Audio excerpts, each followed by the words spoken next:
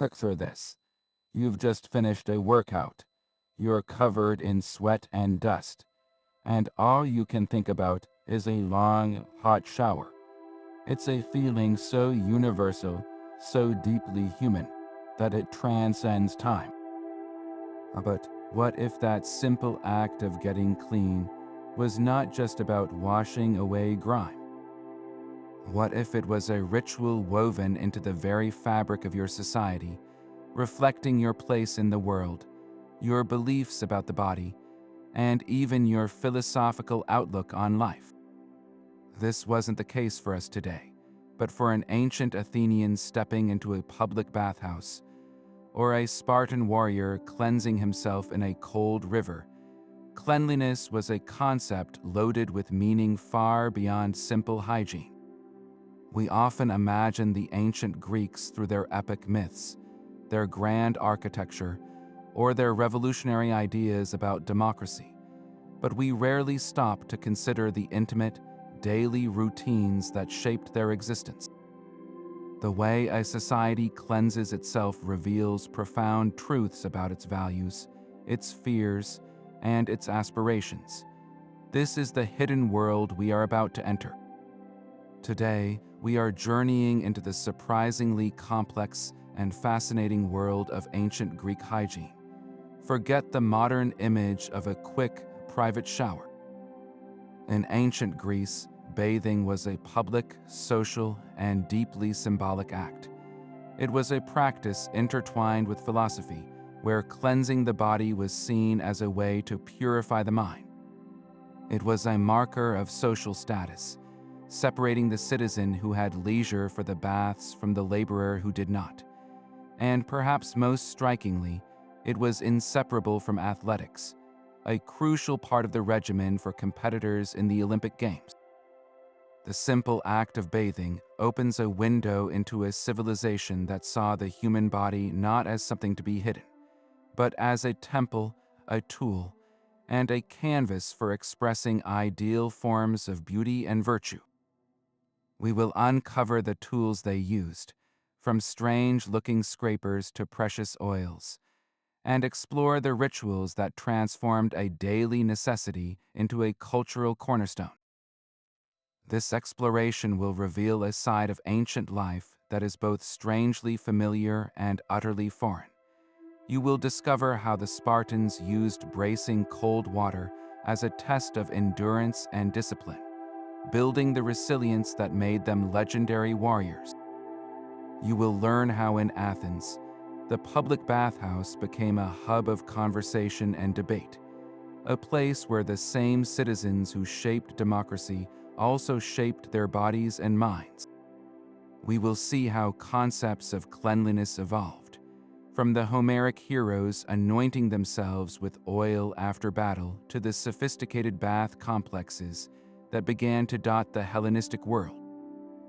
This is more than a history lesson. It is an invitation to step back in time, to feel the cool marble of a bathhouse floor, to smell the fragrant olive oil, and to understand how the ancient Greeks saw themselves in a world where the line between the physical and the spiritual, the clean and the unclean, was constantly being negotiated. So, let's begin our journey into the waters of history, to discover how an ancient people grappled with the timeless human need for cleanliness, order, and meaning. To truly grasp how the ancient Greeks bathed, we must first step away from our modern understanding of soap and water and step into their worldview. For them, the idea of being clean was a complex fusion of the physical, the spiritual, and the social. It was a state of being that distinguished a civilized Hellenic man from what they considered the uncultured barbarian. The very word they used for barbarian, barbaros, mimicked the sound of a foreign language, which to Greek ears sounded like unintelligible babbling. This linguistic separation extended to habits of the body. A person who was unkempt, who did not care for their physical presentation through exercise and cleansing, was seen as lacking in sophrosyne, a crucial virtue meaning self-control, moderation, and soundness of mind. To be dirty was to be out of control, closer to the chaotic state of nature than the ordered world of the city-state, or polis. This connection is powerfully illustrated in their greatest epic, Homer's Odyssey.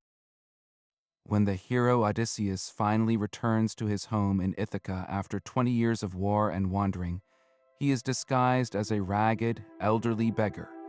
He is covered in the grime of the road, and this physical filth is a direct reflection of his social and political status. He is unrecognizable, powerless, and an outsider in his own palace. The moment of his transformation, the moment he reclaims his kingship, begins with a bath. After proving his strength in a contest, he is bathed by a loyal servant. The grime is washed away, and as his body is cleansed, his true, noble form is revealed. The bath is not just about hygiene. It is a ritual of restoration that washes away his disguised identity and physically restores him to his proper place in the social order. Philosophers further cemented this link between a clean body and an orderly soul. While the Pythagoreans advocated for strict purity rituals, it was Plato who perhaps most clearly tied the physical to the philosophical. He saw the care of the body, through gymnastics and bathing, as intrinsically connected to the care of the soul. A neglected body, in his view, could house a neglected mind. This wasn't about vanity, it was about harmony.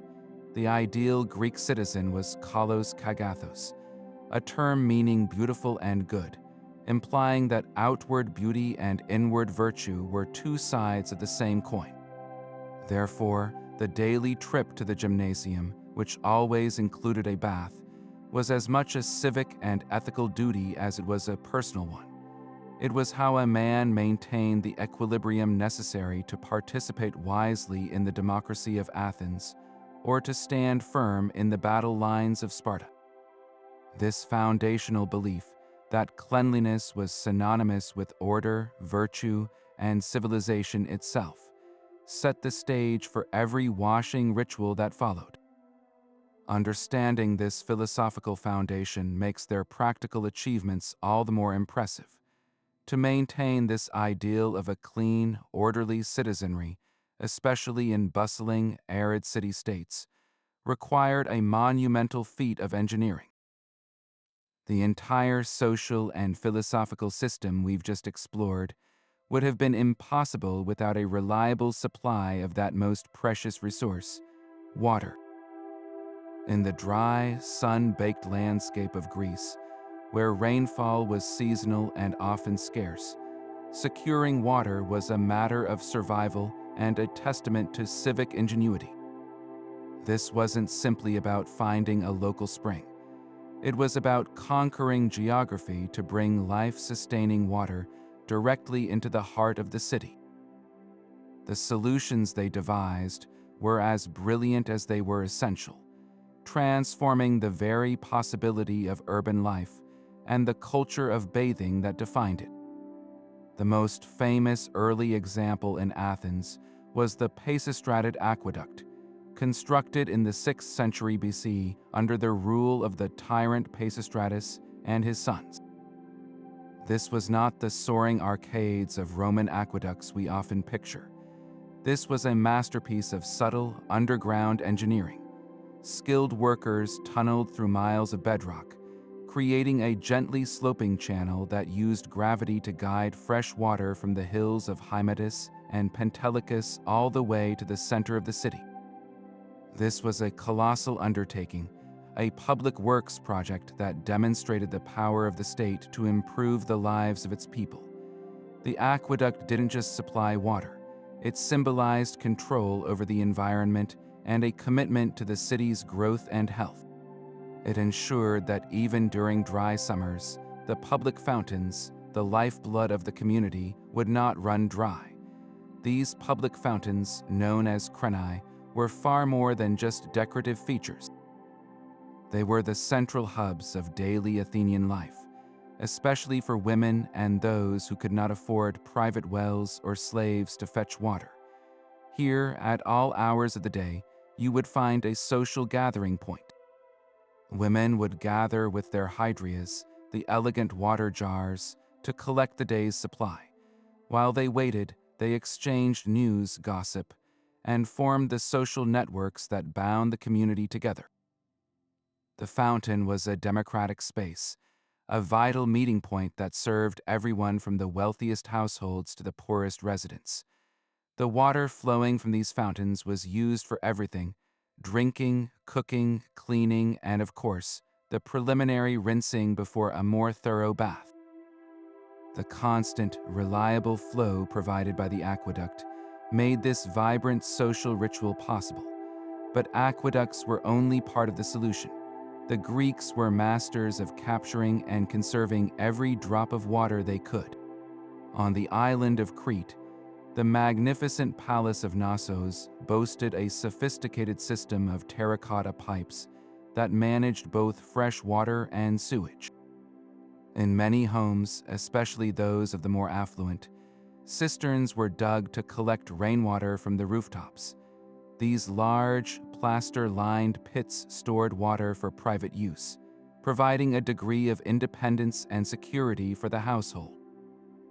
This combination of large-scale public works like aqueducts, community resources like fountains, and private infrastructure like cisterns created a resilient water network. It was this network that supported not just survival, but the flourishing of a culture that placed such a high value on public bathing and physical cultivation. Without these engineering triumphs, the great gymnasiums with their bathing facilities would have been impossible, and the ideal of the clean, virtuous citizen would have remained just a dusty philosophy. Yet for all the grandeur of public aqueducts and the social buzz of the fountain houses, the most common bathing experience for many Greeks was a far more private and modest affair, centered within the walls of their own home. While the wealthy might have had dedicated bathrooms with proper drainage, the average Athenian family practiced their hygiene with remarkable simplicity. The centerpiece of this domestic ritual was the lautirion, a wide, shallow ceramic basin, often beautifully decorated, that sat on a tall stand. This wasn't a tub for soaking, it was a station for washing. The process was straightforward and required assistance. One would stand beside the lautirion while a family member, or in more affluent households, a household slave, would pour water over them from a jug. The water itself was often cold, warmed only by the Grecian sun unless fuel was spared to heat it, a luxury not always available. The tools of the trade were equally basic but effective. Instead of soap, which was not widely used, Greeks relied on a combination of abrasive cleansing and oil. A sponge, harvested from the sea, was the primary washcloth, used to scrub the skin. But the most distinctive tool was the strigil, a curved, sickle-shaped blade made of bronze, iron, or even bone.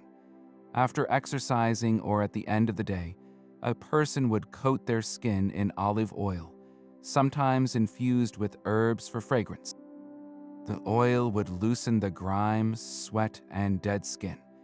Then, using the strigil, they would scrape it all away, along with the excess oil, directing the messy mixture into the lautirion. It was a practical, efficient system that left the skin clean and lightly moisturized. This domestic routine was particularly central to the lives of women and children, whose world was more confined to the household. While men moved freely between the public spaces of the agora, the gymnasium, and the baths, respectability demanded that citizen women maintain a more private existence. For them, the lautirion in the courtyard or a quiet room was the primary venue for cleansing. This private bath was also a crucial part of life's milestones. Before her wedding, a young woman would be ritually bathed in water drawn from a special sacred spring. a ceremony symbolizing her transition from one household to another. Similarly, newborn babies were washed shortly after birth, a simple act that welcomed them into the family and the world. In these quiet, everyday moments, the act of bathing transcended mere cleanliness, becoming an intimate thread woven into the very fabric of family life and personal identity. Now, let's get our hands on the very objects that made this daily ritual possible.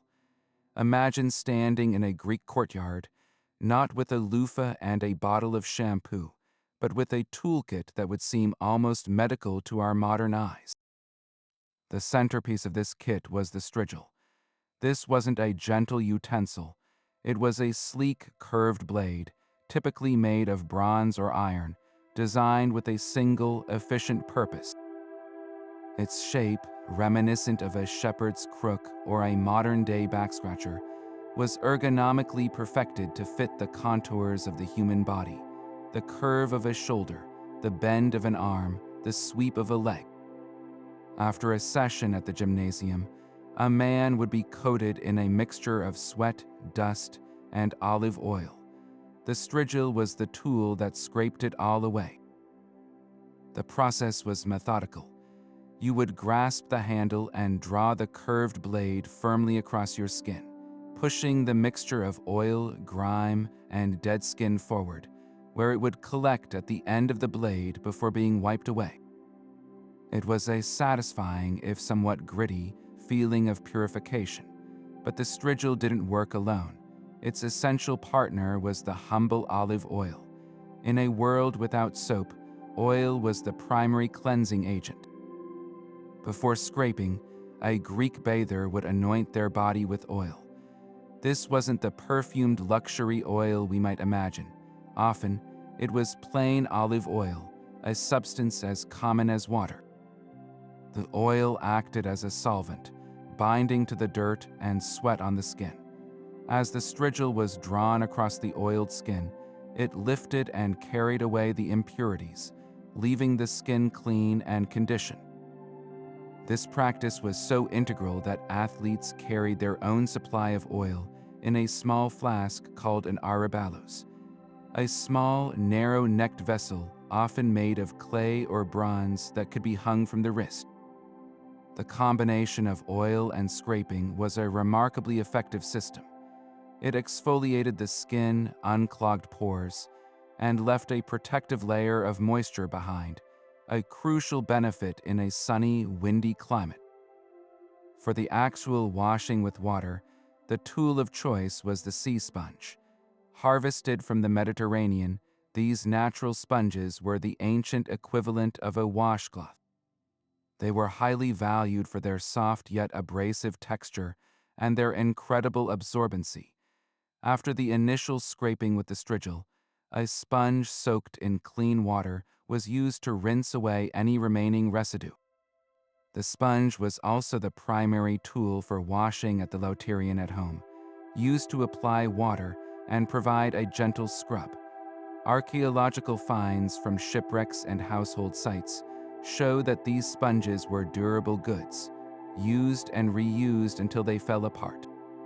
Holding one of these ancient sponges, now fossilized, you can almost feel the connection to the daily life of someone 2,000 years ago, performing the same basic act of cleansing with the same simple, effective material provided by the sea. Seeing these objects in a museum case, a bronze strigil, a clay arabalos, a stone Lautarian, they can seem like silent artifacts, but when we understand how they work together, they tell a vivid story of practical ingenuity. The ritual was a sequence. First, the application of oil, a substance symbolic of wealth, health, and even the favor of the gods. Then, the vigorous, scraping action of the strigil, a physical act of removing the day's labors. Finally, the rinsing with water and sponge, a return to a state of freshness. This three-part process of anoint, scrape, and rinse was a mini-drama of purification performed daily. It reflects a worldview that saw the body as something to be actively maintained, sculpted, and cared for, not just passively washed. These weren't just bathroom tools.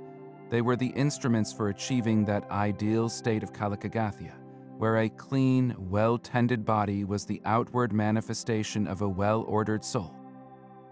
But the truly remarkable substance in this entire cleansing ritual, the element that transformed it from a simple wash into something uniquely Greek, was olive oil.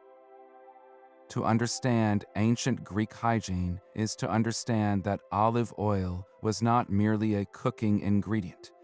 It was the absolute foundation of personal care, a veritable liquid gold for the body. In a world without the emulsifying power of soap, oil served a dual purpose, acting as both a powerful cleansing agent and a protective moisturizer. The process was elegantly straightforward yet completely foreign to our modern habits. Before any strenuous activity, and certainly before bathing, an individual would pour a generous amount of oil onto their skin, working it in thoroughly. This coating served as a barrier, trapping sweat and dirt. After exercise or at the end of the day, the now grime-laden oil would be scraped away with the strigil, mechanically lifting the impurities from the skin's surface. The quality of oil used was a direct reflection of one's social standing.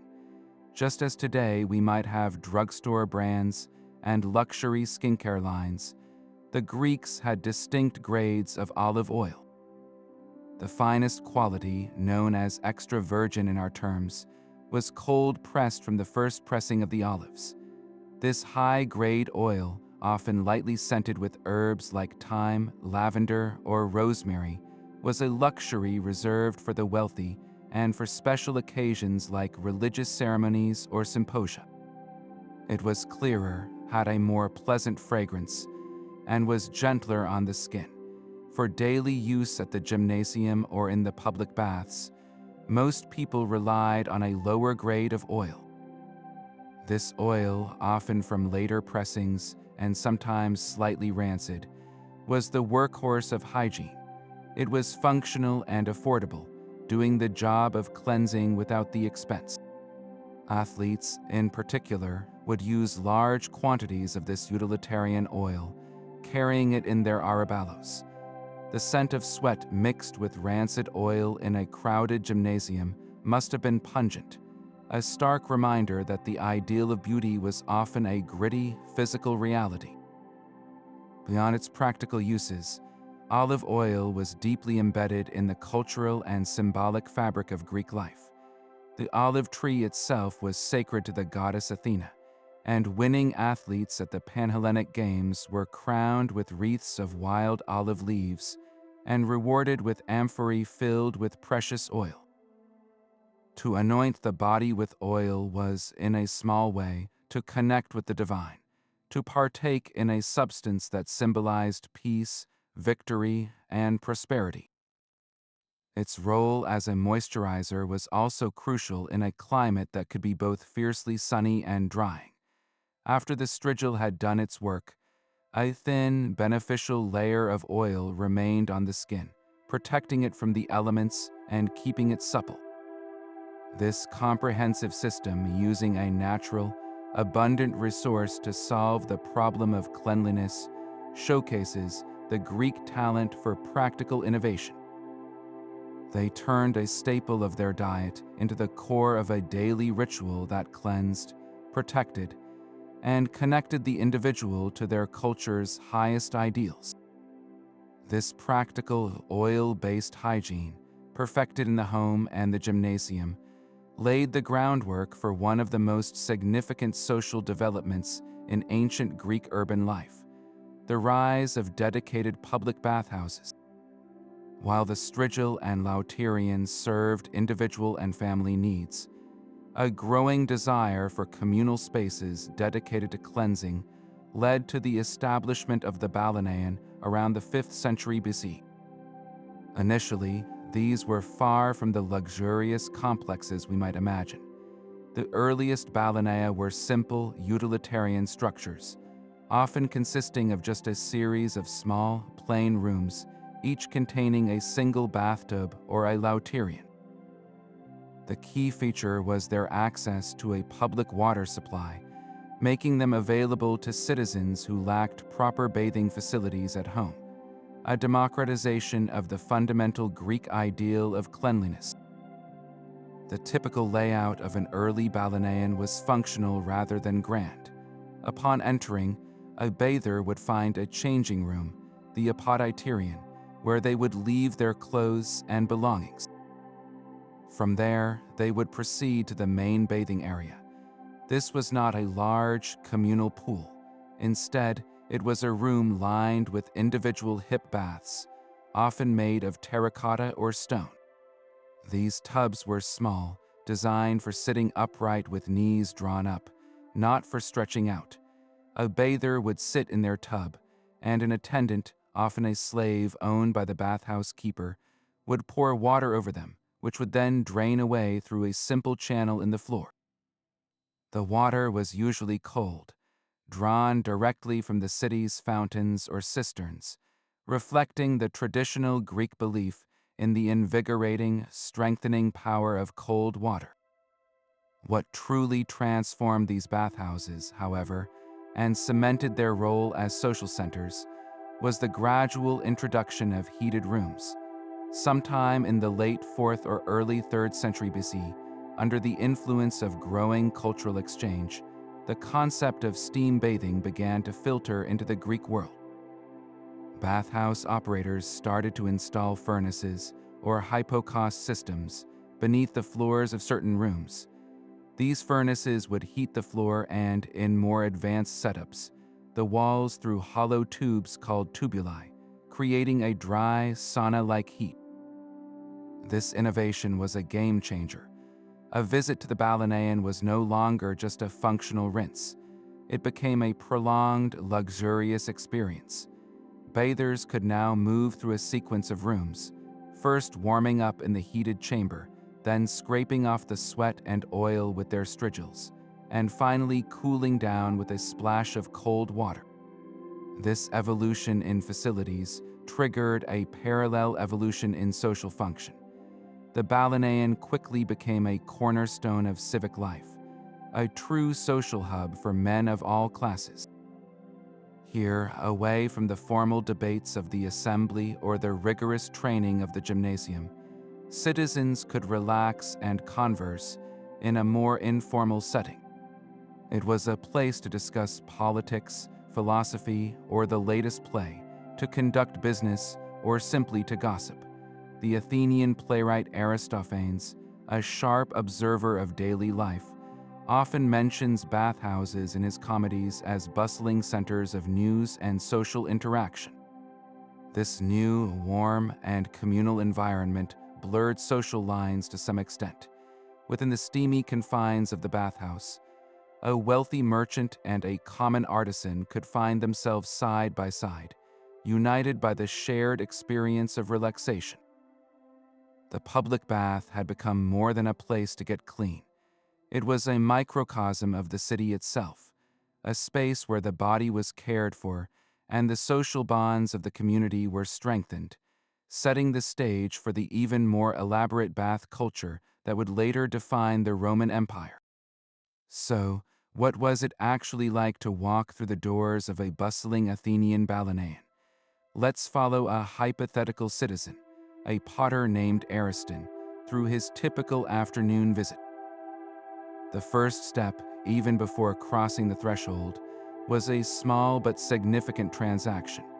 At the entrance, he would be greeted by the bathhouse keeper, the balanes, or more likely, one of his attendants.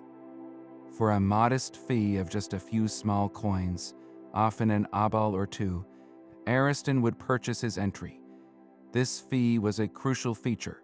It made the bathhouse accessible to a wide segment of the male population, from artisans like himself to wealthier merchants.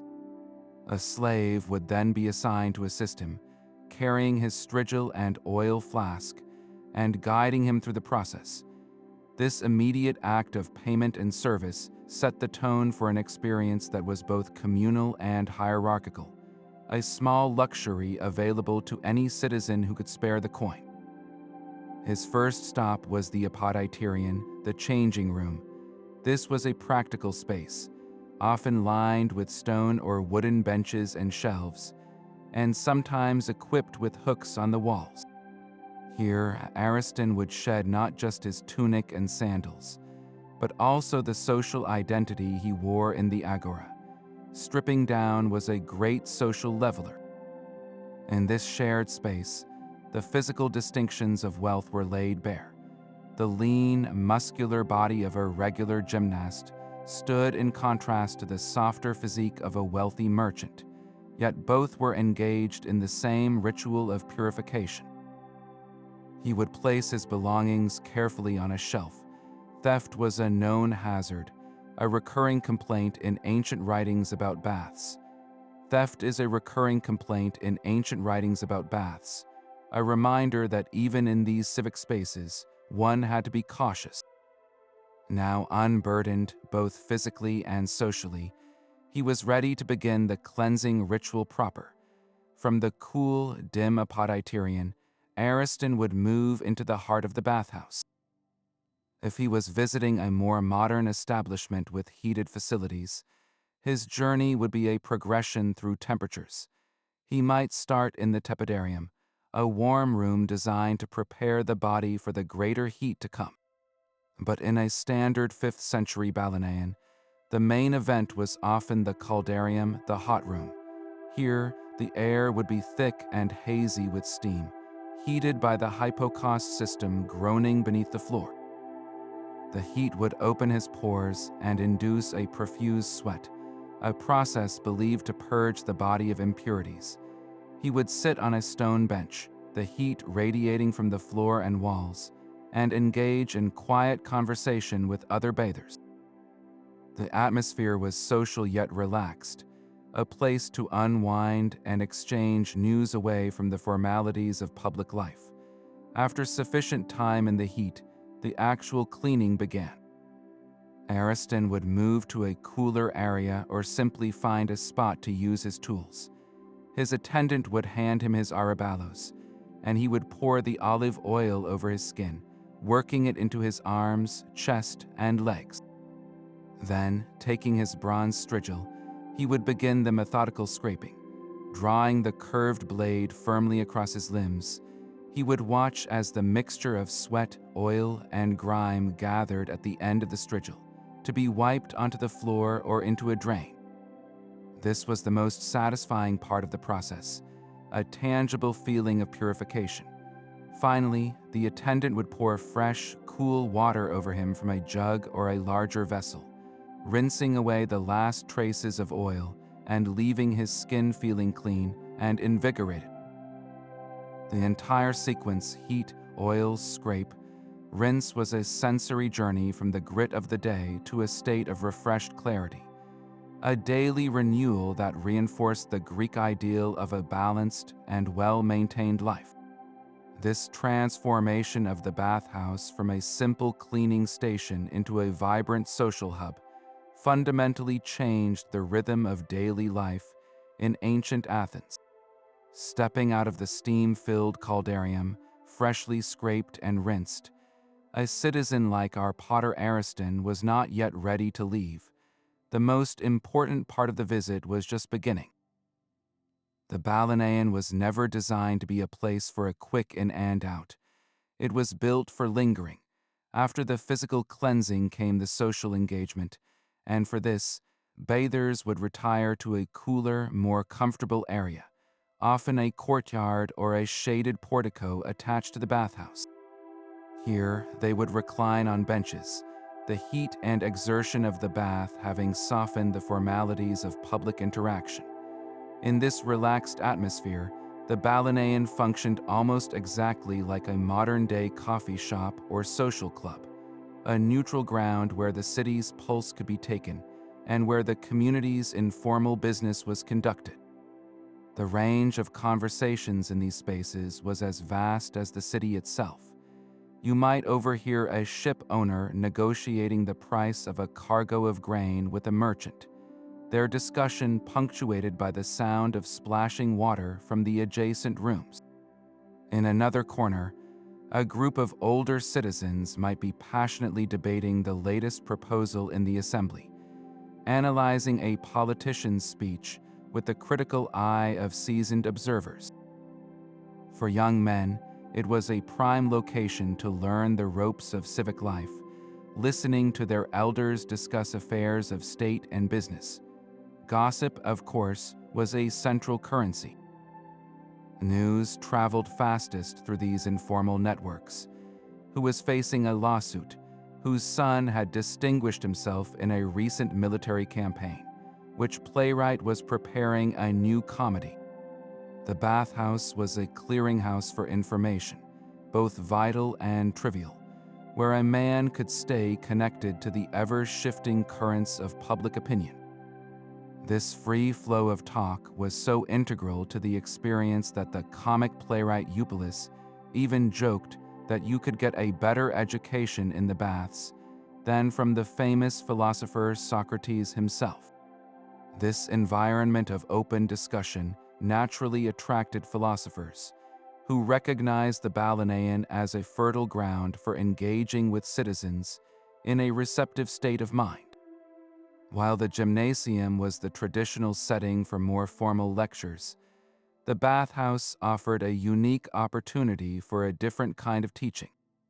A philosopher like Diogenes the Cynic, who famously rejected social conventions, might use the very public nature of the baths to make a pointed lesson about modesty or the absurdity of vanity. In a space where men were preening and scraping their bodies, a cynic's critique of such rituals would carry immediate, tangible weight. Other thinkers might engage in more gentle Socratic dialogue, asking probing questions about the nature of virtue or justice while their companions were relaxed and their defenses were down. The bathhouse, in this sense, was a classroom without walls, where philosophy left the academy and met daily life head-on. The act of cleansing the body became a metaphor for cleansing the mind, making the space ripe for intellectual exchange. Yet, for all its apparent informality, the social world of the bathhouse was also a stage for the subtle performance of status. While the fee was low, the ability to spend hours in leisurely conversation was itself a mark of a certain social standing. A laborer who toiled with his hands all day might only have time for a quick rinse, while a wealthy landowner or a successful artisan like Ariston could afford the luxury of time. Furthermore, the quality of one's bathing kit, a finely crafted bronze strigil versus a simple iron one, a beautifully painted araballos versus a plain clay vessel spoke volumes about one's wealth. The attendants, who were almost always slaves, served as a constant visible reminder of the social hierarchy that structured Athenian life. Even in this space of relative equality, where men stood naked before one another, the distinctions of class and wealth were ever present, performed through leisure, possession, and the invisible labor of others. The bathhouse was a microcosm of the polis, a place where the ideals of community and the realities of social stratification existed side by side, all within the steamy, fragrant air of this most essential civic institution. While the Athenian citizen luxuriated in the warm, social atmosphere of the Balaneian, a world away in the rugged valley of Laconia, a completely different philosophy of cleanliness was being practiced, one that was as harsh and uncompromising as the Spartan way of life itself. To understand Spartan bathing is to abandon any notion of comfort or pleasure. For them, the very idea of a heated public bathhouse would have been anathema, a symptom of the weakness and decadence they believed was rotting their Athenian rivals. The Spartan ideal was built on endurance, discipline, and a total indifference to physical hardship, and their approach to hygiene was a daily reinforcement of that brutal code. Their bath was not a social event. It was a test, and their tub was not a ceramic lautirion, but the cold, flowing waters of the Eurotas River. Imagine the scene not at the end of a leisurely day, but at the crack of dawn, in the biting cold of a Laconian winter. A group of Spartan boys, undergoing the infamous agoge training, would be marched to the riverbank. There was no attendant, no strigil, and certainly no warming furnace. Their bath was a swift, shocking plunge in the current. The frigid water was a deliberate assault on the senses, designed to harden the body and strengthen the will. This was not about scraping away oil and grime in a ritual of purification. It was about building resilience. The shock of the cold was meant to jolt the system into alertness, to teach the body to ignore discomfort, and the mind to master fear. For a Spartan male, this daily immersion was as fundamental to his training as handling a spear or marching in formation. It was a physical and mental drill that prepared him for the ultimate hardship, the chaos and terror of the phalanx battle line. This preference for austerity extended to their tools, or rather, the conspicuous lack of them. While an Athenian athlete might pride himself on a finely crafted bronze strigil, a Spartan warrior would have seen such an object as unnecessary, even effeminate. Their cleansing was starkly simple. After their plunge in the Eurotas, they might use a coarse cloth or perhaps a handful of rough sand to scrub the skin, a far cry from the smooth scraping of an oiled strigil. Olive oil, so central to Athenian hygiene, was used sparingly in Sparta, primarily for anointing the body before athletic contests, not as a daily cleanser. The scent of perfumed oils wafting through an Athenian gymnasium would have been met with contempt in Sparta.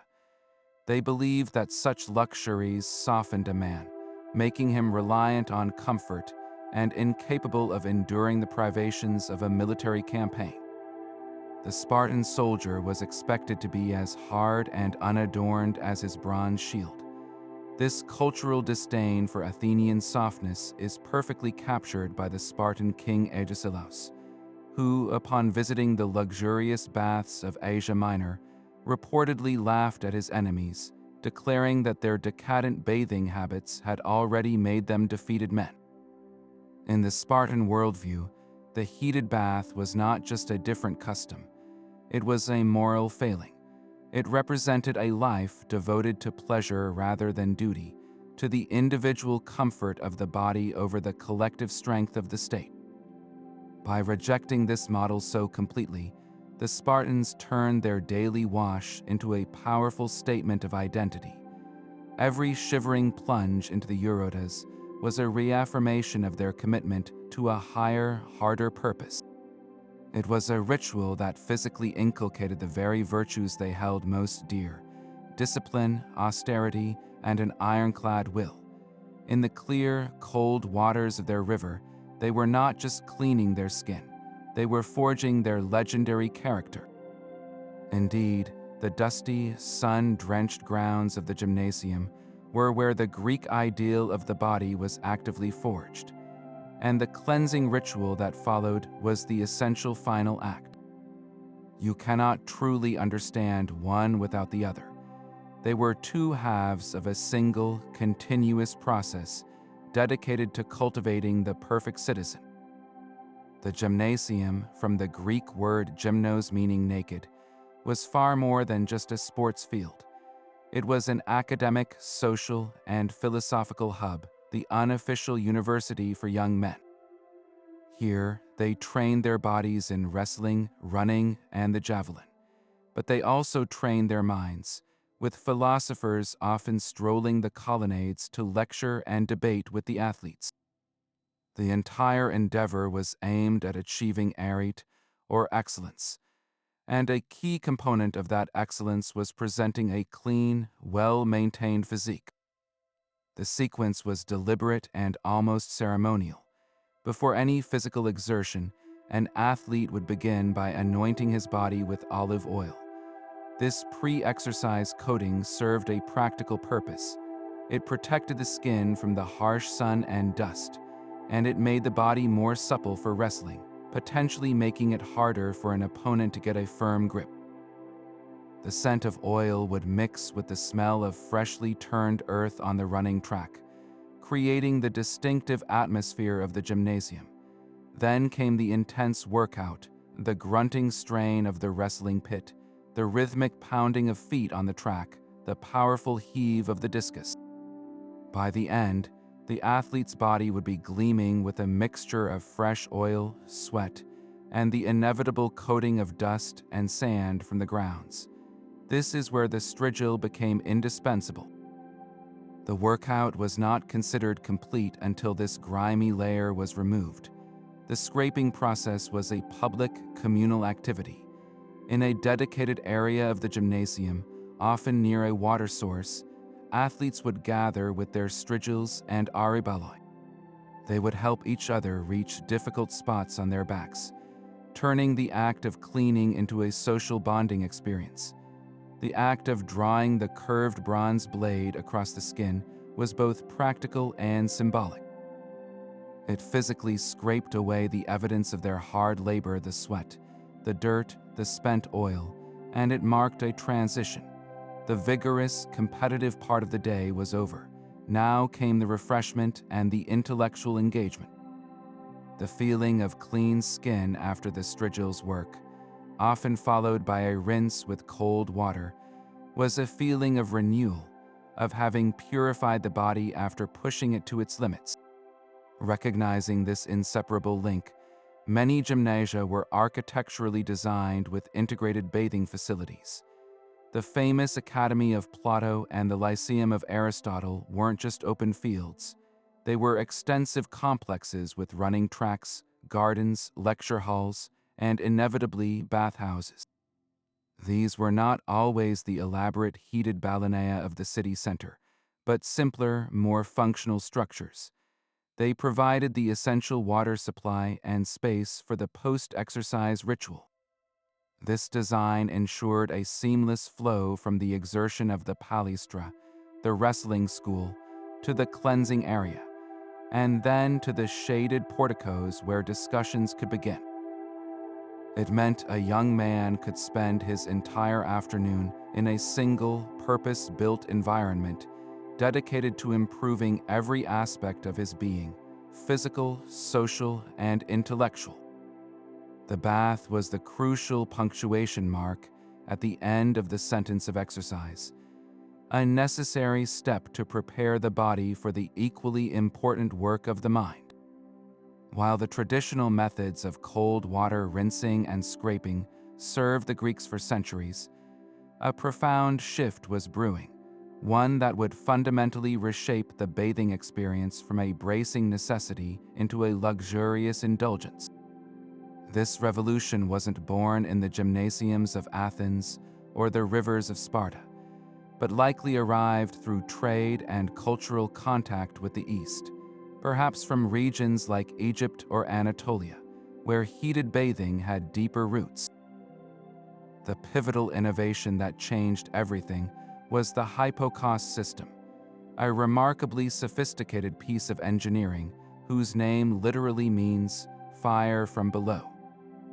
This technology transformed the very atmosphere of the bathhouse, replacing the invigorating shock of cold with the enveloping comfort of warmth. The genius of the hypokos lay in its elegant, if labor-intensive, design. At its heart was a furnace, the profernium, manned by slaves who would constantly feed it with wood to maintain a steady, roaring fire. But this fire didn't heat the room directly. Instead, the bathhouse was constructed with a raised floor, supported by countless short, sturdy pillars made of stacked bricks or stone. The intense heat and gases from the furnace would be channeled into this hollow space beneath the floor, turning the entire surface into a massive, radiant heating panel. In more advanced installations, terracotta tubes called tubuli were built into the walls, creating a network of flues that would draw the hot air upwards, warming the walls as well. This dual action system meant a bather wasn't just standing on a warm floor. They were surrounded by a cocoon of gentle, dry heat that would seep into their muscles. The experience was no longer just about cleaning the skin's surface. It was about a deep, penetrating warmth that relaxed the entire body. This technological leap had a dramatic effect on the rituals within the bathhouse. Before the hypocaust, a visit was a relatively quick affair. A scrape, a rinse, and you were on your way. Now it became an event to be savored. Bathers would begin their journey in the newly created warm room, the tepidarium. This space, heated to a mild temperature, served as a preparatory chamber, allowing the body to acclimate gradually to the increasing heat and preventing the shock of moving directly from a cold environment to an intensely hot one. Here, bathers might socialize quietly or simply relax, feeling the initial warmth begin to loosen their limbs. From the tepidarium, they would progress to the main event, the caldarium or hot room. This was the heart of the heated bath, where the hypocaust system worked its magic.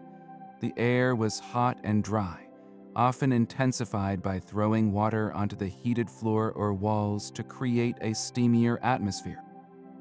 In this sweltering environment, the pores would open wide, and the body would sweat profusely, a process believed to purge it of deeper impurities and toxins that a simple cold water scrub could never reach. The introduction of these heated rooms fundamentally altered the social dynamic of the baths. The prolonged, luxurious experience encouraged even more lingering and conversation.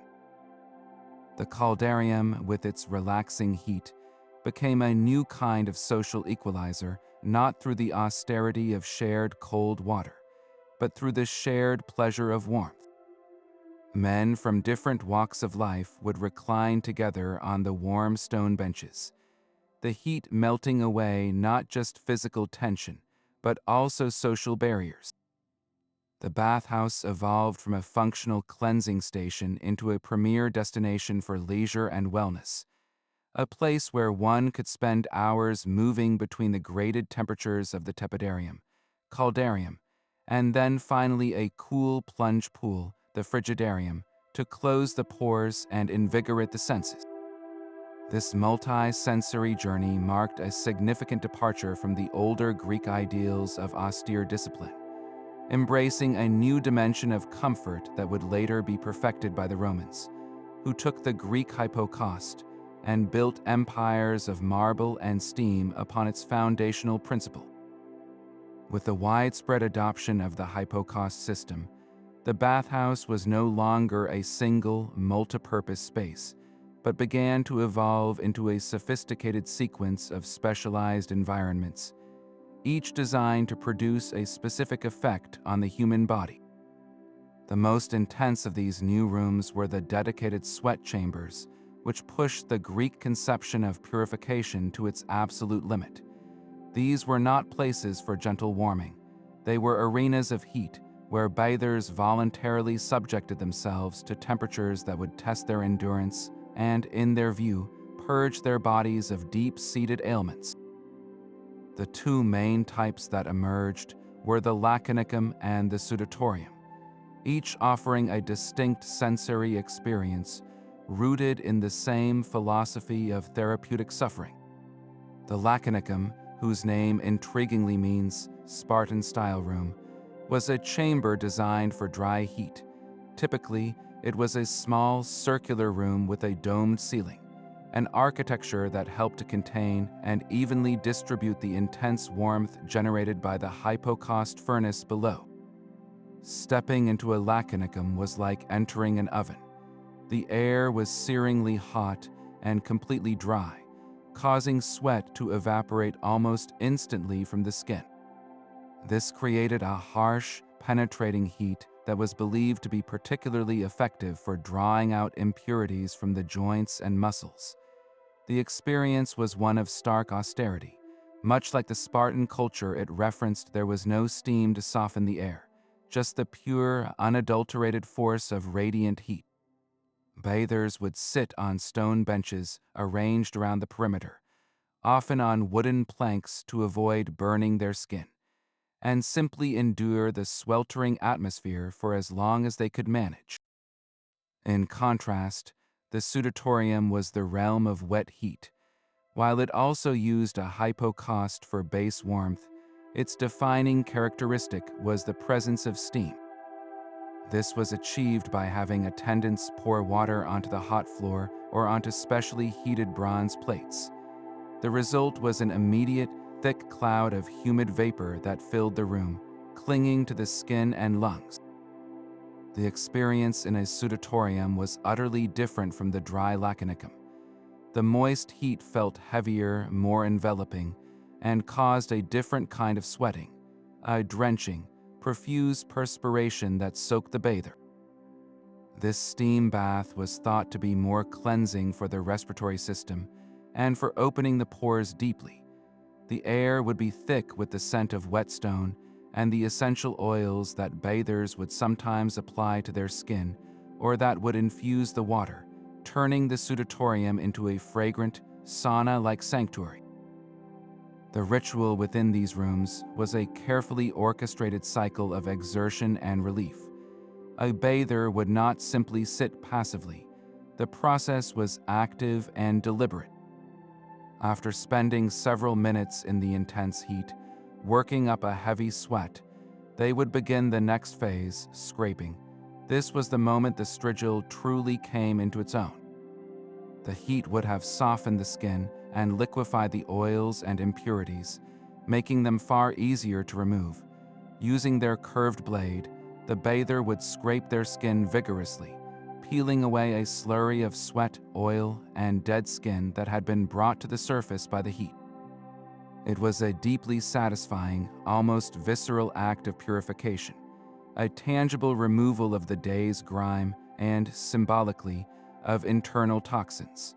The strigil would gather thick lines of this residue, which would be wiped onto the floor to be washed away by attendants.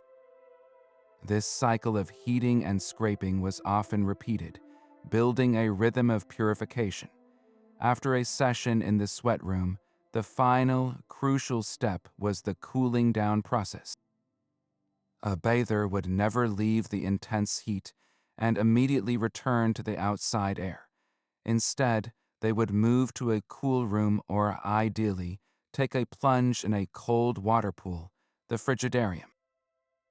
The shock of the cold water was believed to close the pores that the heat had opened, sealing in the cleanliness and invigorating the body. This practice of contrast bathing, moving from extreme heat to extreme cold, was seen as tremendously beneficial for the circulation and overall vitality. It was a practice that toned the body's systems, building resilience in much the same way that the Spartans believed, albeit through a far more luxurious and controlled method. This complete ritual, from the punishing heat of the sudatorium to the bracing cold of the plunge, represented the pinnacle of Greek bathing sophistication, a holistic treatment for both body and spirit that combined advanced engineering with a profound belief in the healing power of elemental extremes. But what about the other half of the population? While the bustling social world of the public bathhouse was overwhelmingly a male domain, the women of ancient Greece were certainly not exempt from the cultural imperative of cleanliness. Their experience, however, was fundamentally different, shaped by the strict social codes that governed a respectable woman's life. For a citizen woman, particularly in a city like Athens, the ideal was to remain within the private sphere of the home, the oikos. Public visibility was often associated with a lack of modesty or even with professions like prostitution. Consequently, the bathing rituals of women were largely withdrawn from public view, centered around the domestic lautarian in the courtyard or a secluded room. Their hygienic world was one of privacy and practicality, a necessity woven into the daily management of the household rather than a public social event. This separation is starkly evident in the archaeological record. Excavations of Greek bathhouses rarely reveal clear, designated spaces for women. There are no separate wings or inscriptions marking areas for female use in the way that later Roman baths would sometimes have. This silence in the stones strongly suggests that for the vast majority of respectable women, frequenting a mixed-gender public bath was simply not an option. It would have been considered scandalous to be seen naked or semi-naked in a space dominated by men who were not family members. Their cleanliness was maintained away from the male gaze, within the safety and seclusion of their own walls. Yet, the picture isn't one of complete exclusion. There is evidence, though more subtle, that women did have some access to bathing facilities outside the home, but under strictly controlled conditions. Some larger bathhouse complexes may have had separate, smaller bathing areas for women, perhaps accessible at different hours of the day. The Greek writer Pausanias, in his description of the city of Hermione, mentions a spring where the women wash themselves on one side and the men on the other, indicating a practice of gendered separation at certain natural sites. More commonly, women might have bathed in groups at sacred springs or in the sea during religious festivals that involved ritual purification. These were exceptional occasions, sanctioned by tradition, where the rules of everyday modesty were temporarily relaxed for a higher purpose.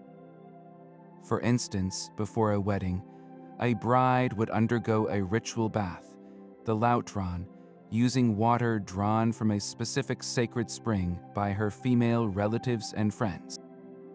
This was a deeply symbolic act, a purification marking her transition from one household to another, but it was a private, female-led ceremony, not a visit to the city balaneia.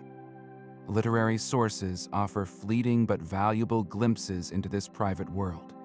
In Aristophanes' comedy Lysistrata, the women of Athens plot to seize the Acropolis, and in their dialogue, they reference their domestic lives. While not a direct manual on hygiene, the play assumes the audience's familiarity with women's activities at home, which would certainly include bathing. A more poignant reference comes from Euripides' tragedy Medea, where the title character, in her despair, speaks of the cold bath that awaits her, a metaphor for her bleak future, but one that draws on the common experience of the household Lautirian. These scattered references point to a routine that was so ordinary, so integrated into daily life, that it rarely needed explicit description. The poet Sappho, from the island of Lesbos, provides a rarer, more intimate view. In one fragment, she describes the sensual pleasure of bathing, anointing the skin with fragrant oil, and the general atmosphere of female companionship and beauty. Her poetry suggests a world where bathing could be a personal, even luxurious, act of self-care within a female context, far removed from the utilitarian scraping of the gymnasium. The tools of women's hygiene would have been largely the same as men's: the lautirian, the sponge, the strigil, and the oil, but their use carried different connotations. While a man used his strigil to scrape away the grime of public life and athletics, a woman's bathing was more focused on maintenance and presentation. The application of oils and perfumes was likely a more elaborate process, with a greater variety of scents derived from flowers like iris and rose. Cleanliness for a woman was tied to her role as a wife and mother, to her health and her ability to run an efficient household. It was also, undoubtedly, about personal dignity and a sense of self, even within the confines of the home. The evidence may be scarcer, pieced together from fragments of pottery, oblique literary references, and the silent architecture of houses, but it reveals a hygienic world that was just as vital. It was a world defined not by the clamor of the public bathhouse, but by the quiet rhythms of domestic life, where the act of bathing upheld the virtue and modesty expected of a Greek woman. This distinction between the public bathhouse and the private home highlights a crucial point. For the Greeks, cleanliness was not a single concept. There was the physical cleanliness of the gymnasium and the social cleanliness of the balaneia. But there existed a third, even more profound dimension: ritual purity. In the realm of the gods, being clean had nothing to do with sweat or strigils, and everything to do with a state of being deemed acceptable to approach the divine. Before any mortal could step onto the sacred ground of a temple or make an offering at an altar, they had to undergo a specific ceremony to wash away not dirt, but miasma, a form of spiritual pollution. This wasn't about hygiene, it was about holiness. Miasma was an invisible stain, a contagion of the spirit that could be contracted through everyday acts completely unrelated to physical filth. The most common source was contact with death. Touching a corpse, even attending a funeral, would render a person ritually impure. Birth was also a source of miasma, as was certain acts of violence. Even natural bodily functions could create a state of impurity. This wasn't a punishment for wrongdoing. It was seen as a natural consequence of participating in the cycle of life and death. The problem was that this impurity made a person dangerous to the community in a spiritual sense. To approach the gods while contaminated by miasma was an act of disrespect that could bring divine displeasure down upon the entire city. Therefore, purification was a civic duty, a necessary step to maintain the fragile balance between the human and the divine. This is where we encounter one of the most evocative symbols of Greek religious practice, the paraenterion or lustral basin. These were not grand bathing pools, but elegant, shallow stone basins mounted on ornate stands, often placed at the entrance to a sacred precinct before a temple, at the gateway to a sanctuary, or beside an altar.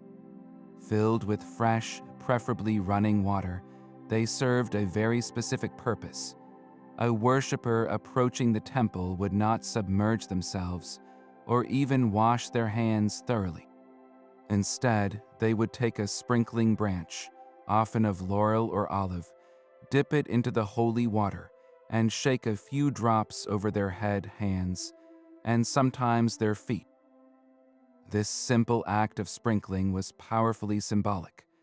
The water, drawn from a sacred spring or a specially consecrated source, had the power to ritually neutralize the miasma, creating a purified individual who is now fit to stand in the presence of the divine. The choice of water was paramount. While the water for the public baths came from practical aqueducts and cisterns, the water for religious purification had to be special, known as katharmos. It often had to be flowing water from a spring or a river, because stagnant water was itself considered impure. Certain springs were deemed especially sacred, their waters possessing a direct connection to the gods. The Castalian spring at Delphi is a famous example. Pilgrims would wash their hair in its waters before consulting the oracle of Apollo, believing it could cleanse them of spiritual contamination and prepare their minds to receive the gods' often cryptic messages. This ritual use of water created a clear hierarchy. The everyday water of the bathhouse cleaned the body, but the sacred water of the paraenterion purified the soul. This separation is brilliantly illustrated by the regulations found inscribed on stone at various sanctuaries. These sacred laws, or leges sacri, explicitly outline the steps required for purification. They might stipulate that a person who had contact with a corpse had to wait a certain number of days before entering a temple, and then had to wash themselves and their clothes in specific running water. A particularly vivid example comes from the island of Kos. where a law specified that after childbirth, a woman had to be purified by washing in the sea before she could re-enter the sanctuary of Demeter. Notice that the requirement isn't for a bath with oil and a strigil. It is for a specific, symbolic act using a natural element believed to have purgative power. The sea, as a boundless, ever-changing force, was seen as a particularly potent cleanser of miasma. This concept of ritual purity fundamentally shaped the experience of Greek religion. It meant that approaching the gods was never a casual act. There was a procedure, a tangible ritual that marked the transition from the profane space of the city to the sacred space of the temple. The act of sprinkling oneself at the lustral basin was a moment of mental preparation, a conscious shedding of the spiritual grime of ordinary life. It created a powerful sensory experience, the feel of the cold water droplets on the skin, the smell of the damp stone and the laurel leaves, that signaled to the worshiper that they were crossing a threshold. In this way, the simple parentarian was more than just a piece of religious furniture. It was the gateway to the divine, a physical mechanism for managing the invisible forces that govern the relationship between humanity and the gods, ensuring that cleanliness, in its most expansive sense, was indeed next to godliness. While the citizens of Athens debated philosophy in their heated bathhouses and Spartan warriors braved the icy currents of the Eurotas, an entirely different and far more grueling battle for cleanliness was being waged on the open sea. For the thousands of men who powered the Athenian navy, the trireme was both their weapon and their world, a world where the very concept of hygiene was turned on its head. Imagine the conditions aboard a warship like the trireme, the technological marvel that secured Athenian dominance. It was a sleek, fast vessel, about 120 feet long, but its fighting power came at a tremendous human cost. Crammed into its wooden hull were 170 rowers, seated in 3 tiers, their bodies pressed together in a space with barely room to stand. These men were not soldiers in the traditional sense. They were thetes, the lowest class of Athenian citizens, and often hired mercenaries, all enduring an environment that was the absolute antithesis of the spacious, orderly gymnasium. The primary challenge was a brutal paradox. They were surrounded by water, but utterly starved of the means to get clean. The trireme was a machine built for speed and combat, not for crew comfort. There was no storage space for fresh water beyond what was essential for drinking on a campaign that could last for weeks. Every precious drop was reserved for survival. Using fresh water for washing was an unimaginable luxury, a foolish waste that could mean the difference between life and death for the entire crew. This meant that the only water available for any kind of cleansing was the sea itself. But anyone who has swum in the ocean knows that salt water, while refreshing for a moment, leaves a sticky, crystalline residue on the skin as it dries. For a rower caked in a mixture of salt, sweat, and grime, the constant evaporation would have left their skin perpetually irritated, chafed, and cracked, especially under the relentless Mediterranean sun. The opportunities for even a basic seawater rinse were severely limited by the relentless pace of naval operations. A trireme's tactical advantage was its speed and agility, which demanded that the rowers maintain a state of near constant readiness. There were no scheduled breaks for a trip to the baths. The only real chance for a semblance of cleaning came if the ship put into shore for the night, a common practice as ancient navies preferred not to sail in darkness. During these brief respites, the exhausted crew might have the opportunity to wade in the shallows. Here, they would use sand or rough sponges to scrub their skin, attempting to scrape away the accumulated filth of the day.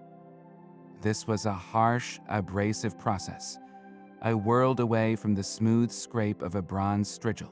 For the rowers on the upper tier, the Thalamians, who were seated deep within the hull just above the bilge water, conditions were even worse. They were exposed to the foul, stagnant water that sloshed in the bottom of the ship, a mixture of seawater, human waste, and rotting food scraps, creating a petri dish of bacterial growth. The health implications of this forced squalor were devastating. Ancient historians like Thucydides provide horrifyingly clear accounts. When the Great Plague struck Athens in the early years of the Peloponnesian War, it was the fleet that acted as a perfect vector for the disease. Thucydides, who survived the plague himself, describes in clinical detail the symptoms: high fever, inflammation of the eyes, violent coughing, and pustulating sores. He explicitly notes that the crowds of refugees crammed into the city and the sailors on their ships suffered the highest mortality rates. The close quarters, the poor nutrition, the lack of sanitation, and the utter inability to maintain basic hygiene created a perfect storm for contagion. A minor cut from a splinter or chafed skin could easily become infected, leading to sepsis and death far from any healer. For these men, the dream of Athenian naval glory was a daily reality of body lice, skin infections, and the ever-present threat of epidemic disease, a stark reminder that the ideals of Chalcogahia did not extend to the decks of the triremes that defended them. But while the body could be scraped, oiled, and rinsed, the tunics and cloaks worn by the Greeks faced a far more laborious and less glamorous battle against grime. In a society that prized the clean, well-presented body, the cleanliness of the clothing that adorned it was equally vital. Yet achieving it was a world away from the social rituals of the bathhouse. This was the domain of laundry, a physically demanding and malodorous chore that fell to society's most marginalized figures: slaves and the poorest class of free women.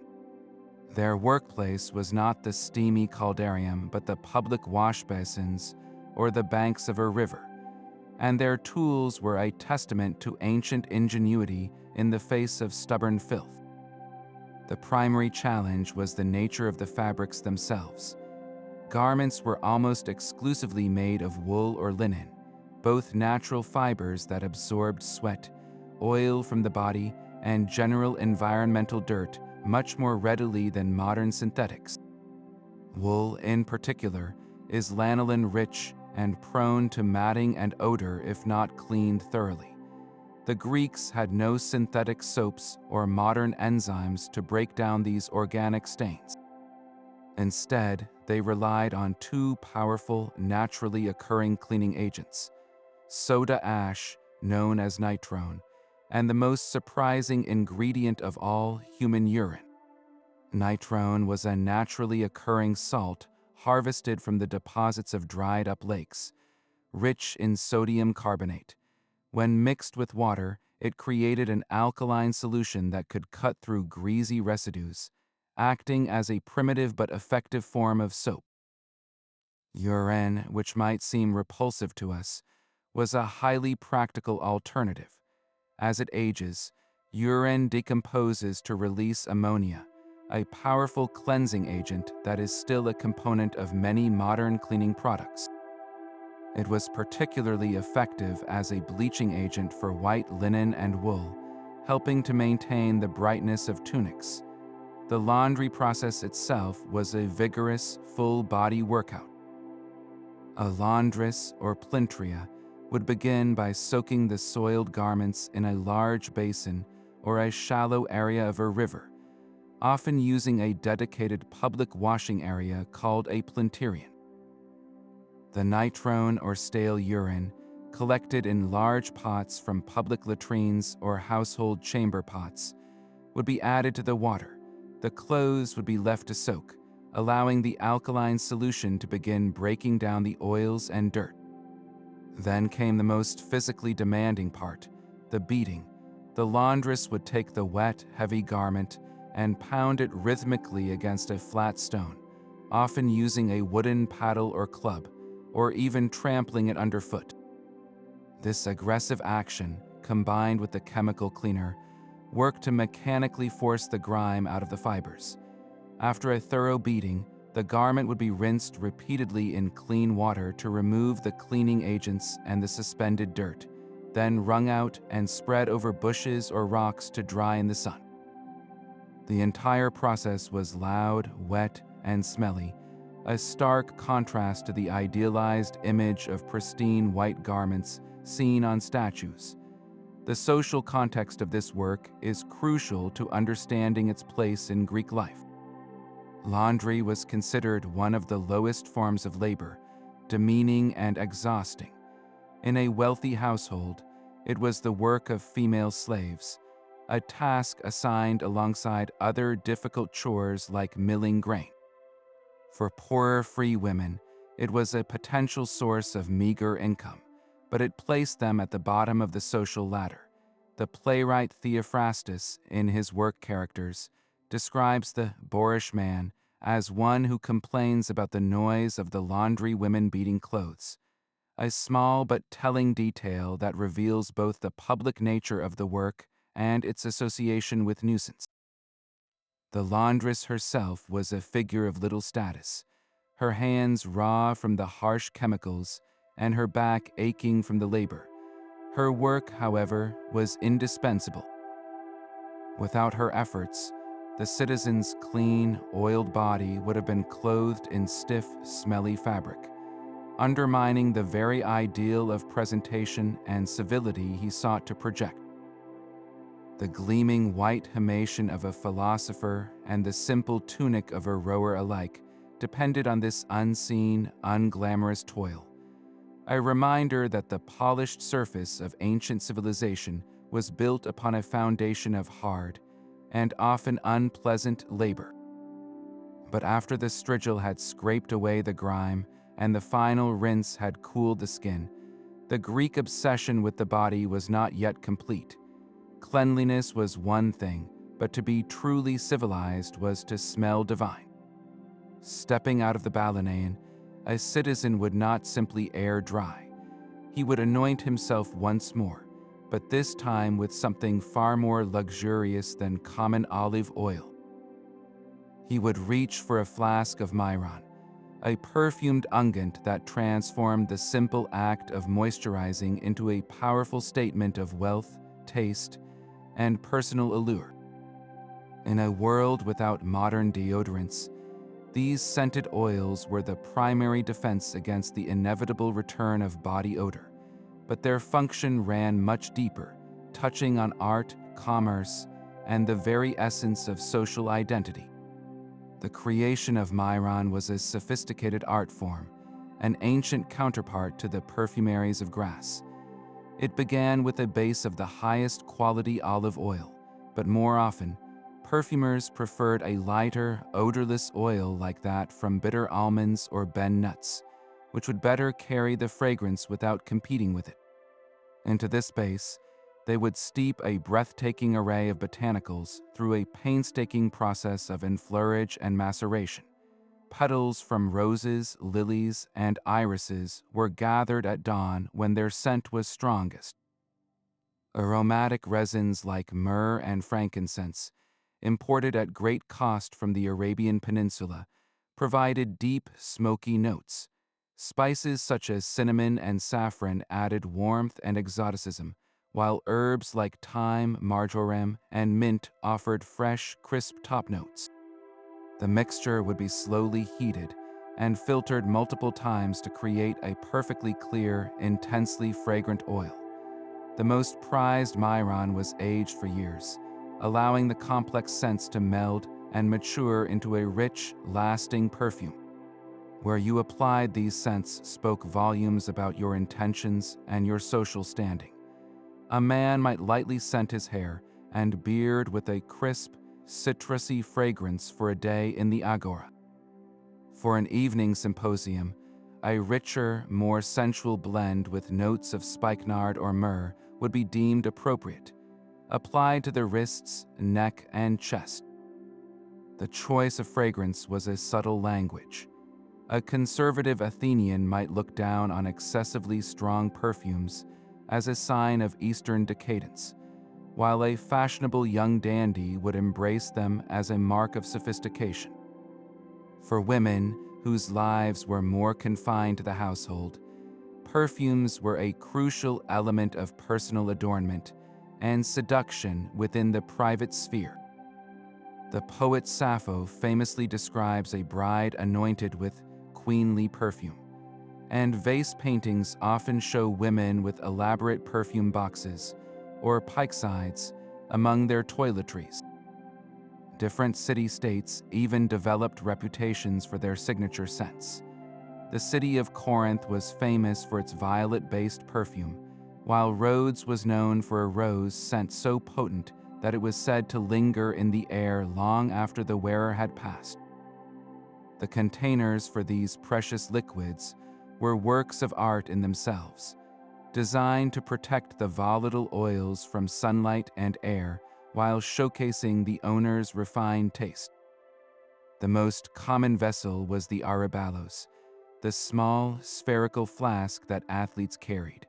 But for the finest myron, more exquisite materials were used. Alabaster was the ultimate choice. This soft, creamy white stone, often streaked with veins of gold or gray, was not just beautiful, it was practical. Its dense, cool nature helped to preserve the integrity of the perfume inside. Skilled craftsmen would hollow out these alabaster jars, creating sleek, elegantly proportioned alabastra with narrow necks that could be sealed with a twist of cloth or a small stopper. Holding one of these cool, smooth jars was a sensory experience in itself, a prelude to the fragrance within. Other precious materials included delicate glass, blown into intricate shapes, and painted ceramic lekythoi, tall flasks with a single handle used for both perfumed oil and funerary offerings. Beyond personal adornment, perfume was deeply woven into the rituals that structured Greek life. No religious ceremony was complete without libations and anointings using scented oils. Athletes crowned as victors at the Olympic Games were not only celebrated with wreaths of olive leaves, but also anointed with special, sacred perfumes. In the context of death and the afterlife, perfume took on a profound significance. The dead were carefully washed and anointed with myron before burial, a final act of care meant to honor the deceased and please the gods of the underworld. Lekythoi filled with perfumed oil were placed in tombs as offerings, their scents intended to accompany the soul on its journey. This practice highlights the Greek belief that the need for beauty and pleasant aromas transcended the boundary between life and death. From the gymnasium to the symposium, from the wedding ceremony to the funeral pyre, the air of ancient Greece was thick with the layered messages of scent, a constant, invisible dialogue of status, desire, and reverence that completed the art of the clean body. Just a short walk from the steamy confines of the Balaneian, another institution hummed with the sound of conversation and the snip of shears. The barber shop, or kourein, was far more than a simple place for a haircut. It was a fundamental pillar of a Greek man's public life, a dedicated space where grooming and gossip were inextricably linked. If the bathhouse was where a citizen cleansed his body, the barber shop was where he sculpted his public persona. Stepping inside was an immersion into the masculine world of the city, a space buzzing with the latest political rumors, business deals, and philosophical debates, all set to the rhythmic soundtrack of clipping and scraping. The range of services offered was surprisingly extensive, catering to every aspect of a man's appearance from the neck up. The primary task was, of course, the haircut. Greek styles for men were generally practical and short, though fashion did evolve over time. The barber, the kurios, would use sharp iron or bronze scissors to trim the hair, and then often finish with a razor to neat. Yet for all its perceived benefits and social appeal, the rising popularity of the bathhouse was not met with universal approval. A strong undercurrent of criticism began to flow from some of the most respected philosophical minds of the era, who saw in the steamy, luxurious halls not a symbol of civilization, but a symptom of its impending decay. These critics argued that the very comfort the baths provided was, in fact, a dangerous trap, sapping the moral and physical strength that had once defined the Greek character. The Roman philosopher Seneca, though writing later, perfectly captured this sentiment when he complained about the noise from a bathhouse built below his room, lamenting the indulgent sounds of a society he believed was growing soft. He saw the pursuit of such prolonged pleasure as enervating, a distraction from the Stoic ideals of discipline and resilience. This philosophical backlash was rooted in a deep-seated belief in the virtue of austerity. Thinkers who admired the old Spartan ways viewed the heated bath as the antithesis of everything they valued. The shock of cold water, they argued, was not just a cleanser but a tonic for the soul, building fortitude and mental clarity. The luxurious warmth of a caldarium, by contrast, was seen as coddling the body, making it dependent on external comforts and weakening its natural endurance. These critics feared that a citizenry which prized such effeminate pleasures would be ill prepared for the hardships of war or the discipline required for self-governance. The bathhouse, in this view, was a nursery for decadence, where men frittered away their time in idle gossip and sensual indulgence instead of engaging in rigorous exercise or intellectual pursuit. It was a place where the boundaries of modesty were eroded, and where the focus on pampering the physical self came at the expense of cultivating the inner virtues of courage and temperance. Beyond the philosophical objections lay a much more immediate and tangible threat, one that festered in the very steam that promised purification. The crowded, humid, and often poorly drained environment of a public bathhouse was a perfect breeding ground for disease. While the Greeks understood the concept of miasma, or spiritual pollution, they had no knowledge of bacteria or viruses. The same warm, wet conditions that relaxed muscles also provided an ideal incubator for a host of unseen pathogens.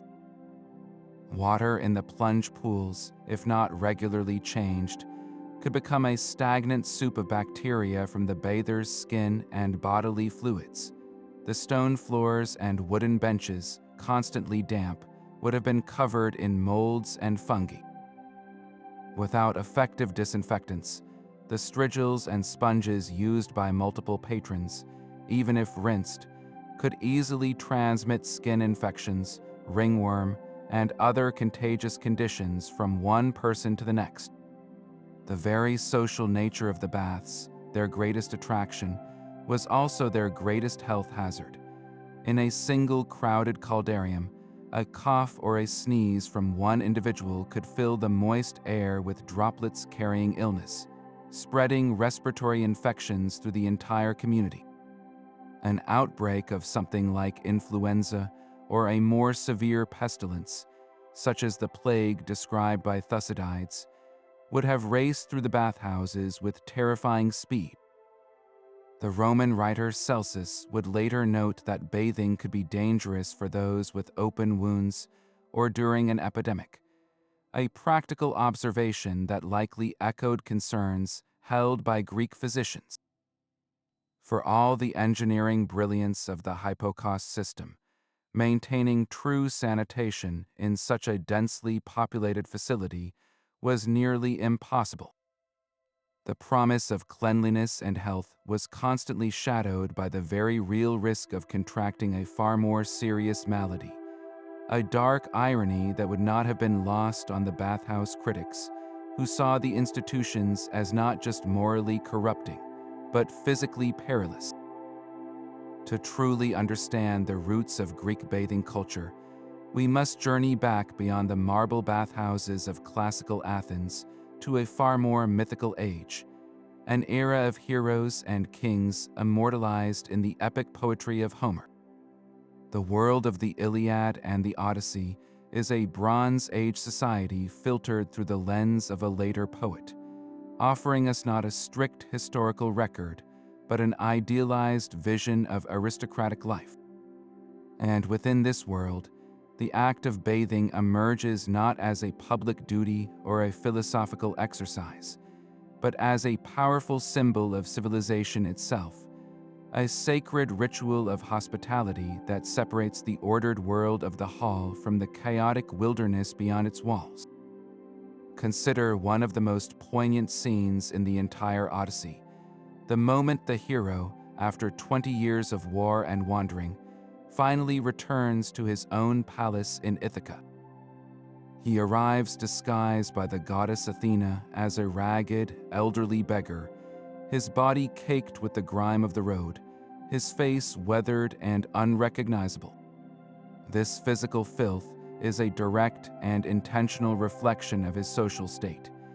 He is an outcast in his own home, powerless and mocked by the suitors who have taken over his hall.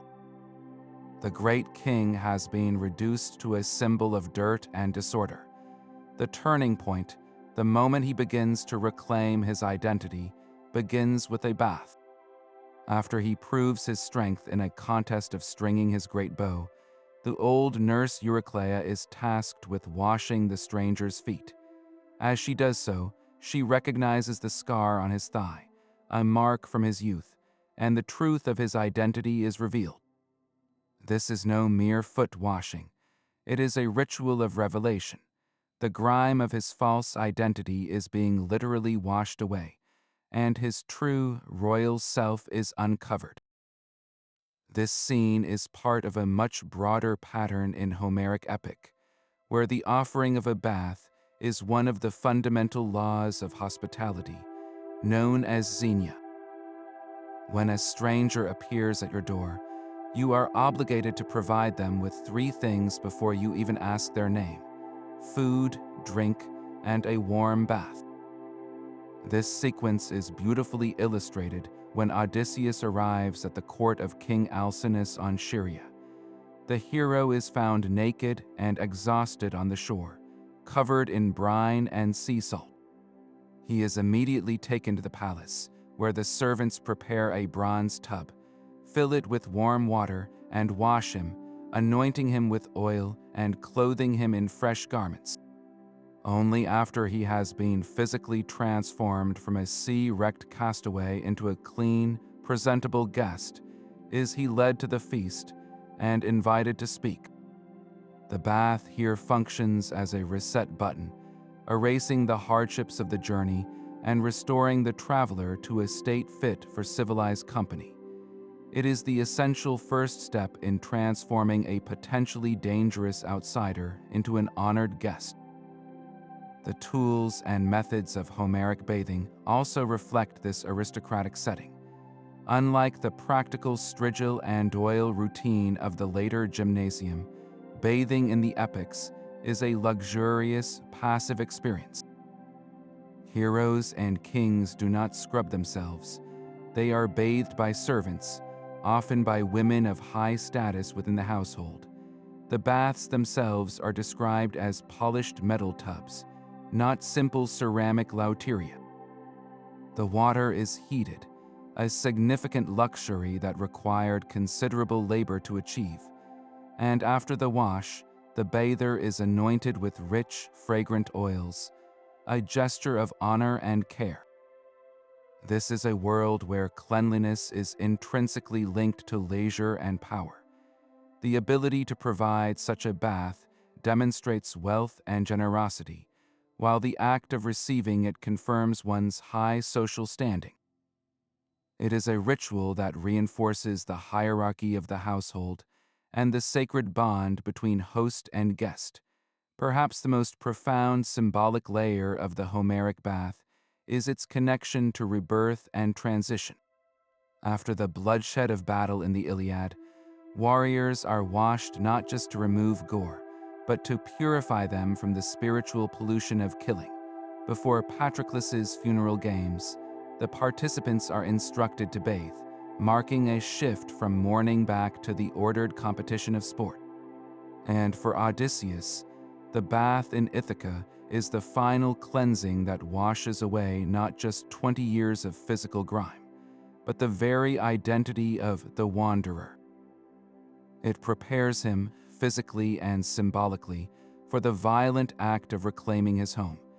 He emerges from the bath not as the beggar, nor even as the patient traveler, but as the wrathful king, ready to purge his house of its defilement. In the world of Homer, then, water does more than clean the skin. It cleanses the soul, marks social transitions, and restores heroes to their rightful place in the cosmic order, establishing a deep cultural link between purity, identity, and power that would echo through Greek culture for centuries to come. Yet for all the vivid descriptions left to us by poets and philosophers, the most powerful testimony to the ancient Greek bathing experience lies not in words, but in stone, brick, and clay. To truly walk in their footsteps, we must turn from the page to the excavation site, where archaeologists have painstakingly uncovered the physical bones of these long-vanished institutions.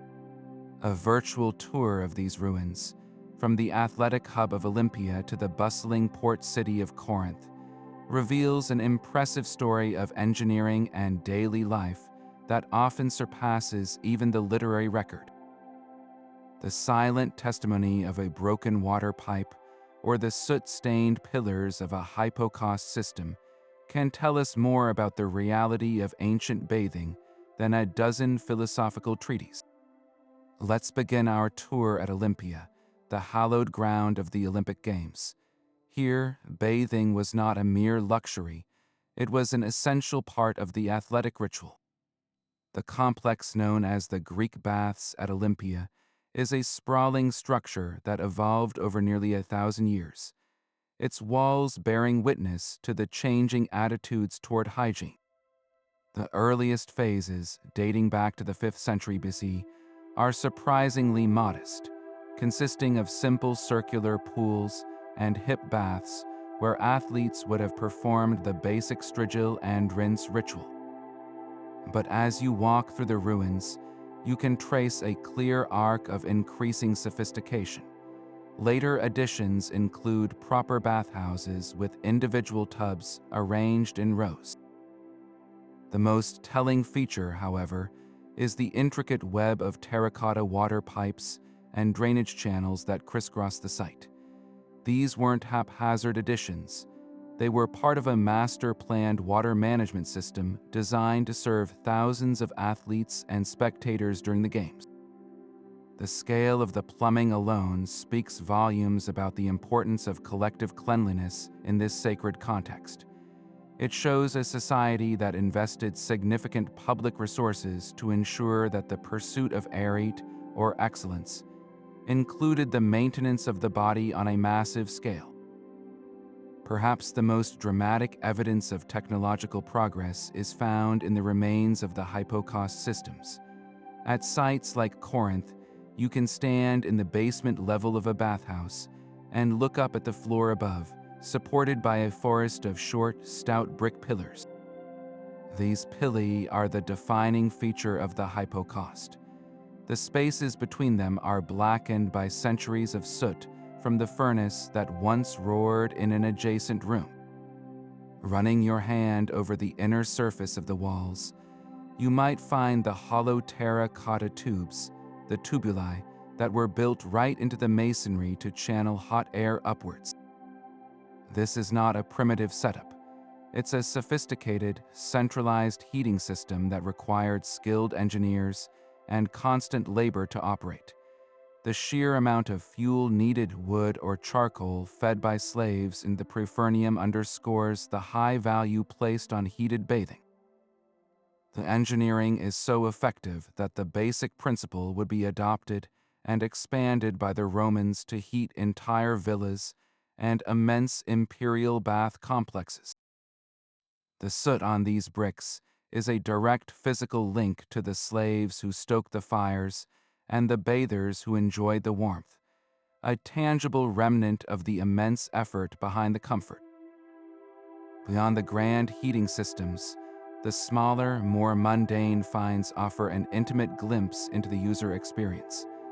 In the drainage outlets of these baths, archaeologists have made remarkable discoveries: lost or discarded strigils, broken ceramic arbeloi that once held scented oil, and even the occasional hardened cake of olive oil and pumice that may have been an early form of soap.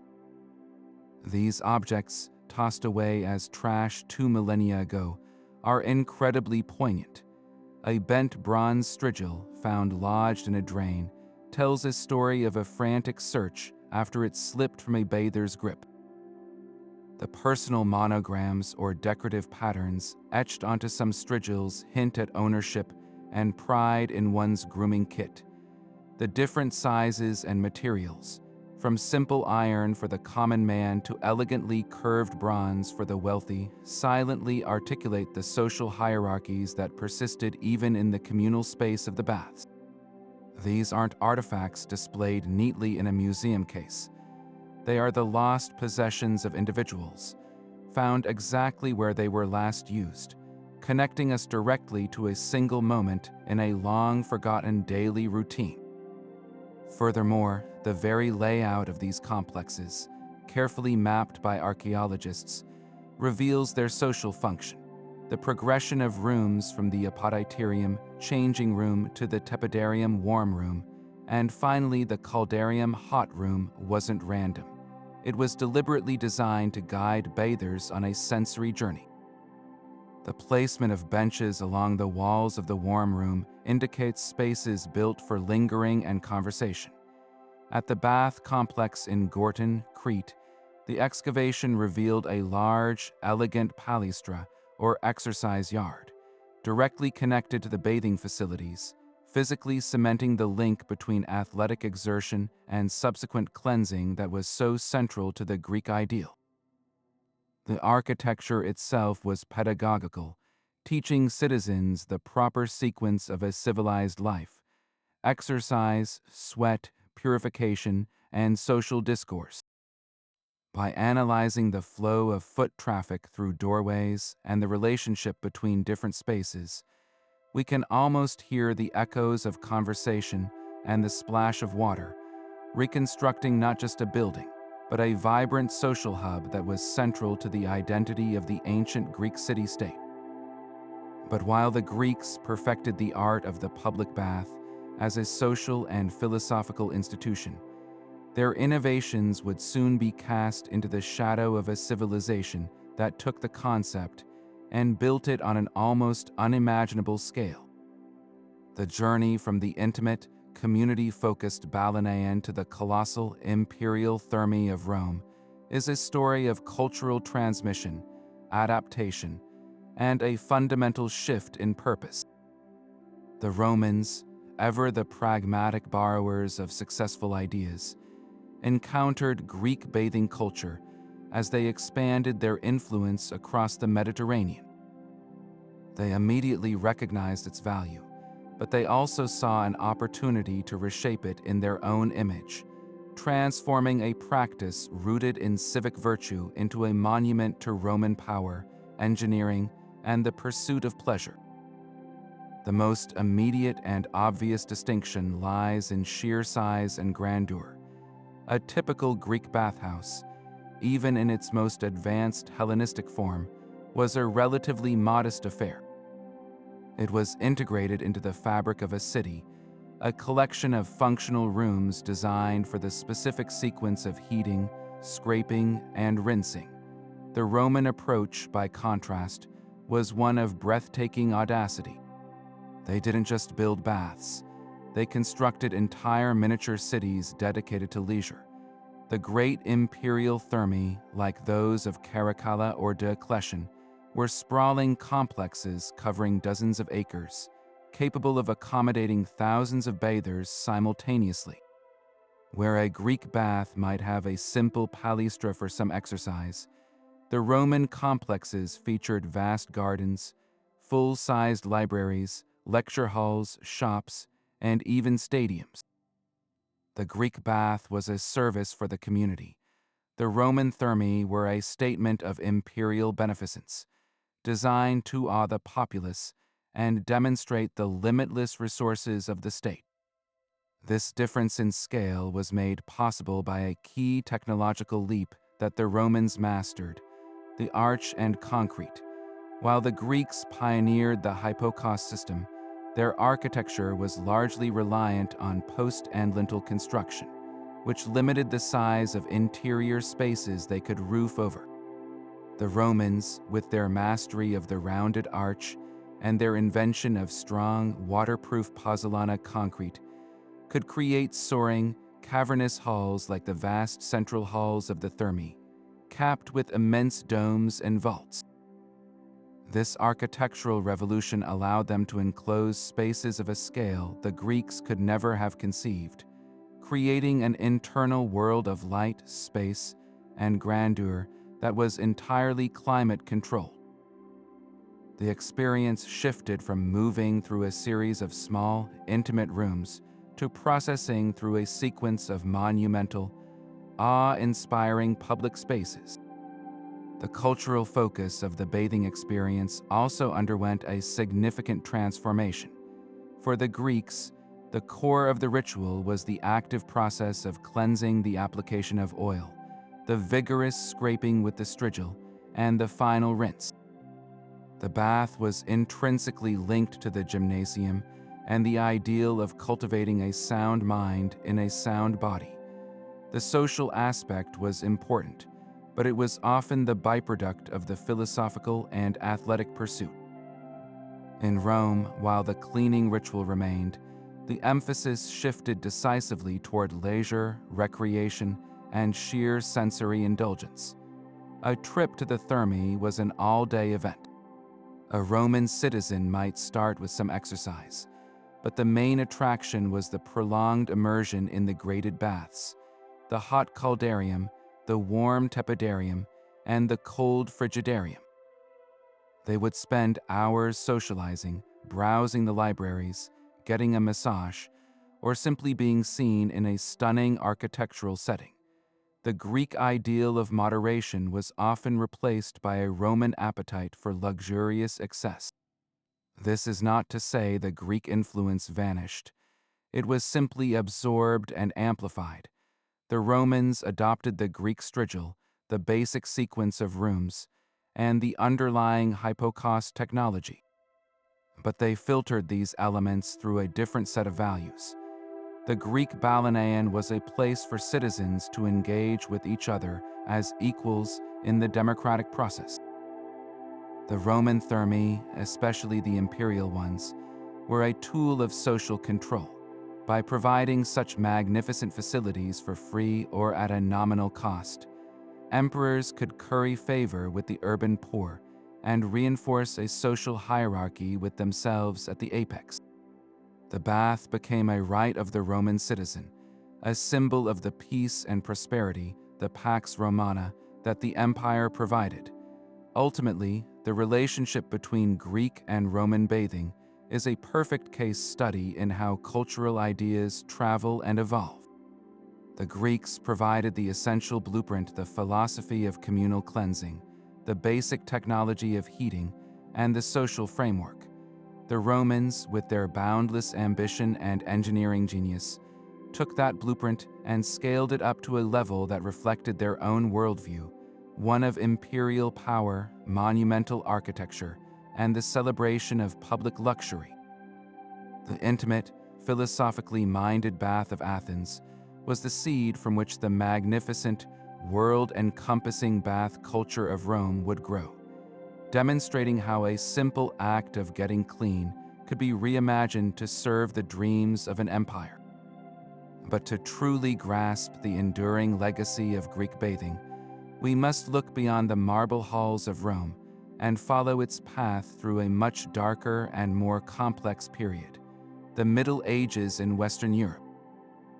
With the decline of the Roman Empire and the rise of Christianity, the Grand Thermae fell into disuse and ruin, their pipes clogged, and their vast halls becoming quarries for new buildings.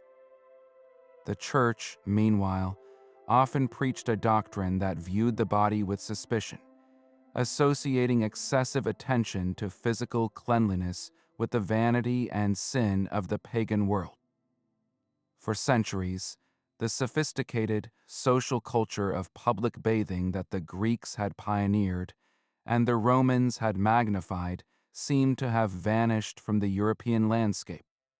Yet, like a subterranean river, the core ideas never completely disappeared. They were instead transformed, finding new expression in unexpected places. One crucial channel for this survival was the Byzantine Empire, the eastern successor to Rome that preserved and continued Hellenistic traditions for 1,000 years after the fall of the West. In cities like Constantinople, the great public baths, now often called balaneia in the Latin tradition, but infused with Greek philosophy, remained vibrant centers of life. Byzantine bathhouses continued the sequential journey through warm, hot, and cold rooms, maintaining the link between physical purification and social cohesion.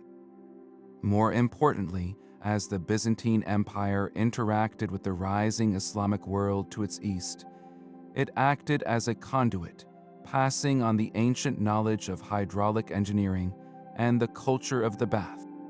Islamic scholars who placed a high religious value on cleanliness embraced and advanced these technologies, building magnificent hammams across their territories from Spain to Persia.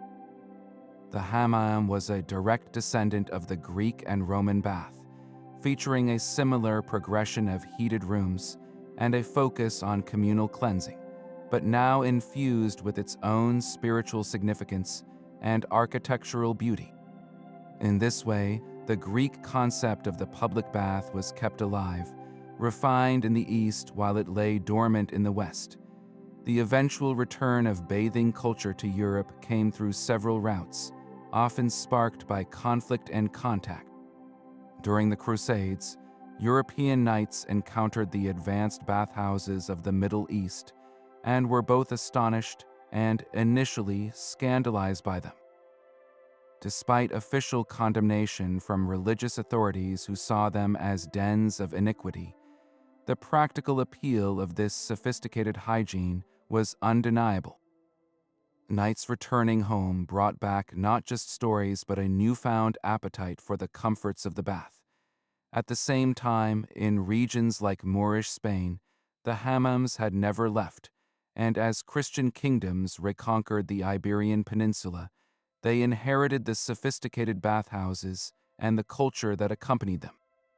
This reintroduction was slow and often patchwork, but it laid the groundwork for a revival. By the late Middle Ages and the Renaissance, public bathhouses began to reappear in European cities, though they were often more modest than their ancient predecessors and sometimes carried a reputation for licentiousness that would have baffled the civic-minded Greeks. The most direct and unbroken link, however, is found in the modern spa culture that flourishes around the world today.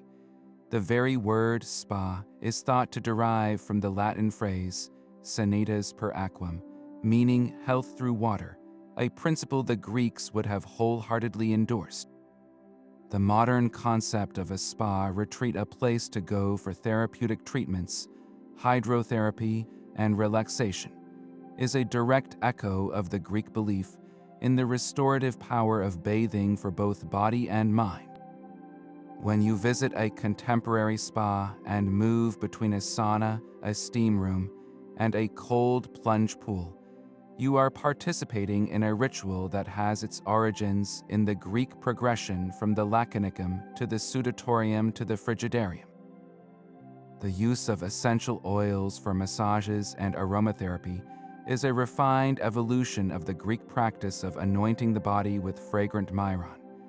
Even the social aspect persists. While today's spas are often places of quiet retreat, they remain environments where people go to rejuvenate themselves, continuing the ancient connection between physical cleansing and mental well-being. Perhaps the most profound legacy is not in the specific rituals, but in the foundational idea the Greeks established, that the place where we clean ourselves can be more than just a functional room. They were the first to envision it as a civic space, a hub for community, conversation, and even intellectual life. This concept has proven incredibly resilient. While the modern bathroom is a private sanctuary, we have simply relocated that social function to other aquatic spaces. The public swimming pool, a staple of modern communities, is a direct descendant of the Greek ideal of a shared space for physical culture and recreation. The hot tub or jacuzzi is our private caldarium. The gym, with its mandatory post-workout shower, recreates the essential link between athletic exertion and cleansing that was the cornerstone of the Greek gymnasium. In a very real sense, every time we design a building with a public pool, a wellness center, or even a comfortable lounge area near a locker room, we are unconsciously honoring the Greek innovation of making hygiene a social and architectural priority. Their greatest gift was to understand that the simple, universal act of bathing could be woven into the very fabric of a civilized society, an idea that continues to shape our world long after the last Athenian bather scraped the oil from his skin. So, as we've journeyed from the riverbanks of Sparta to the steam-filled chambers of Athens, we've uncovered a truth far more complex than simply how an ancient people washed. We've seen that bathing was a lens through which the entire Greek world came into focus. It was a physical manifestation of their deepest values, the Athenian pursuit of a balanced life, where a clean body housed a sound mind, the Spartan cult of austerity, where a freezing plunge forged an iron will, and the universal belief that purity, both physical and spiritual, was the very foundation of civilization itself. This was a culture that saw no separation between the care of the self and the health of the community, where the strigils scraping away sweat was as much a civic act as a vote in the assembly. The legacy of this intricate relationship with water and cleanliness is astonishingly persistent. It traveled through the monumental bathhouses of Rome, was preserved and refined in the hammams of the Islamic world, and eventually flowed back into Europe, shaping our modern concepts of spas, wellness, and public health. Every time we step into a sauna and then a cold pool, we are reenacting a ritual of contrast bathing that the Greeks would have understood perfectly. The idea that a gym should have showers, that a community should have a public pool, even the fundamental notion that personal hygiene is a matter of both individual well-being and social responsibility. All of these can trace a line back to the innovations of the ancient Greek world. They taught us that the place we go to get clean can also be a place to think, to connect, and to restore our place in the world. Reflecting on this entire exploration, from the humble Lautarian in a courtyard to the sacred Parentarian at a temple entrance, it's fascinating to consider which element resonates most with our own lives. Was it the sheer practicality of the oil and strigil, a system of remarkable efficiency? Or perhaps the stark contrast between the communal social hub of the Athenian balaneia and the private, disciplined cold of the Spartan river? Maybe it was the profound connection they drew between washing away physical grime and cleansing the soul of miasma, a concept that blurs the line between the tangible and the spiritual in a way that feels both ancient and strangely immediate. We'd love to hear which part of their routine surprised or intrigued you the most. Was it the use of olive oil as a cleanser, the philosophical debates in the bathhouse, or something else entirely? Share your thoughts in the comments below. The conversation is a big part of what makes exploring history so rewarding. If you enjoyed this dive into the waters of the past, be sure to subscribe and join us for our next journey into the mysteries of history. Until then, as the Greeks might say, may your body be strong and your spirit